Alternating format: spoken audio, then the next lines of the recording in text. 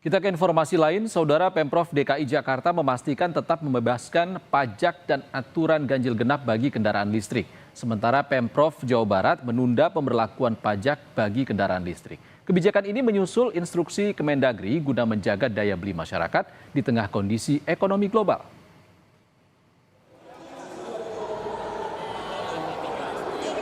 Gubernur DKI Jakarta Pramono Anung memastikan tetap membebaskan pajak dan aturan ganjil genap bagi kendaraan listrik. Kebijakan baru kendaraan listrik ini diputuskan usai terbitnya surat edaran Menteri Dalam Negeri tentang pemberian insentif berupa pembebasan pajak kendaraan bermotor dan bea balik nama kendaraan bermotor. Pembebasan aturan ganjil genap bagi kendaraan listrik juga tetap diberlakukan sebagai bentuk keseriusan Pemprov DKI mengurangi polusi udara Jakarta. Pemerintah DKI Jakarta tentunya selalu mereferensi apa yang menjadi keputusan pemerintah pusat. Berkaitan dengan mobil listrik ini kan waktu itu diizinkan, kemudian direvisi. Maka pemerintah DKI Jakarta juga harus menyesuaikan itu. Karena kebijakannya seperti itu dan pemerintah DKI Jakarta secara serius untuk mengurangi polusi, maka kebijakannya yang pertama, karena tidak ada pajak untuk mobil listrik tersebut, kami tidak mengenakan.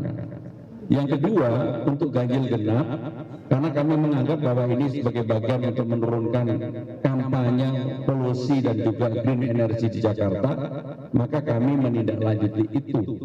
Sehingga dengan demikian ini diteruskan bahwa ganjil genap tetap diadakan di Jakarta. Pemerintah Provinsi Jawa Barat memutuskan untuk menunda pemberlakuan pajak bagi kendaraan listrik. Penundaan ini menyusul terbitnya surat edaran dari Kementerian Dalam Negeri. Penundaan ini bersifat sementara. Dinamika politik internasional seperti ketegangan antara Iran dan Amerika Serikat dinilai berdampak langsung pada stabilitas ekonomi nasional. Pemerintah akan terus melakukan evaluasi berkala terhadap kondisi pasar dan pertumbuhan ekonomi sebelum kembali menerapkan pungutan pajak tersebut di masa depan. Kan sudah dialog dengan Pak Menterinya. Ada surat edaran Menteri di mana pajak mobil listrik ditunda dulu sampai ekonomi normal, sampai krisis global berakhir.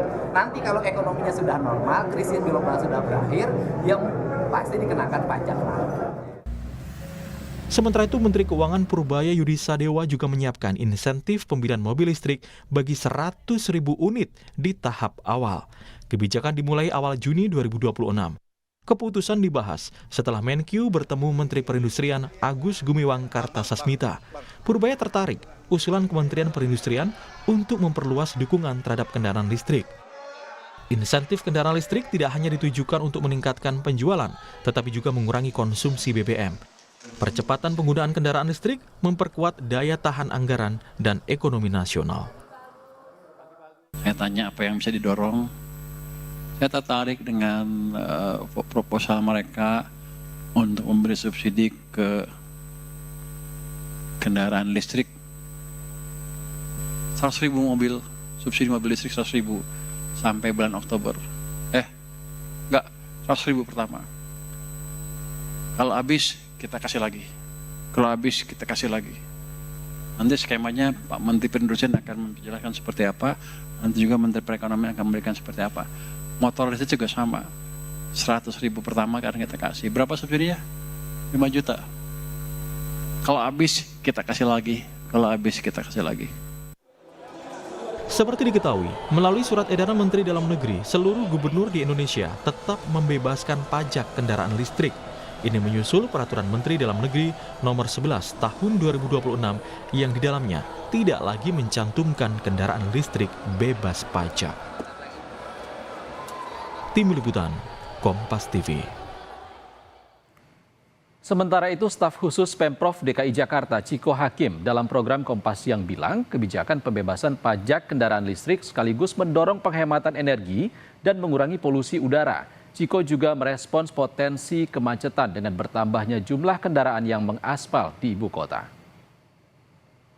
Prof atau Pemda-Pemda menarik pajak untuk kendaraan listrik, namun disusul kemudian dengan instruksi untuk menunda atau tetap memberikan kebebasan dan fasilitas-fasilitas bagi para pengguna dan pemilik mobil listrik tersebut. Nah, bagi Pemprov DKI Jakarta, kedua kebijakan tersebut sesungguhnya sama-sama saja, namun tentu kami mengambil sikap yang tentunya pertama, ikut dengan arahan dari pemerintah pusat, karena kita tahu pemerintah daerah dimanapun itu, Pemprov DKI Jakarta maupun Pemprov lain dan Pemda, Pemkab maupun pemerintah kota di daerah lain adalah kepanjangan tangan dari pemerintah pusat, yang pasti kita akan turut dengan kebijakan yang dicanangkan dan patuh.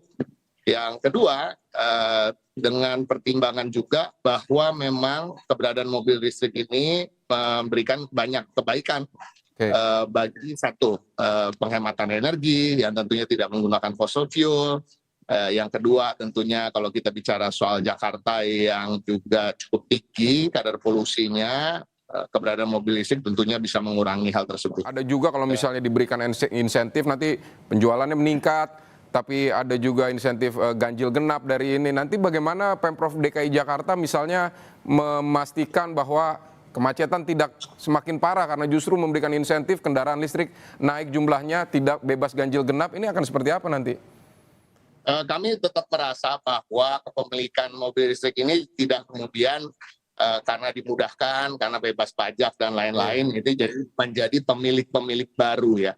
Tetap adalah pemilik kendaraan bermotor setingkat mobil yang kemudian mengalihkan kendaraannya dari kendaraan berbasis bensin atau BBM kepada kendaraan listrik. Jadi terkait dengan kemacetan dan kepadatan lalu lintas, tentu juga kita barengi dengan kebijakan terkait dengan transportasi umum.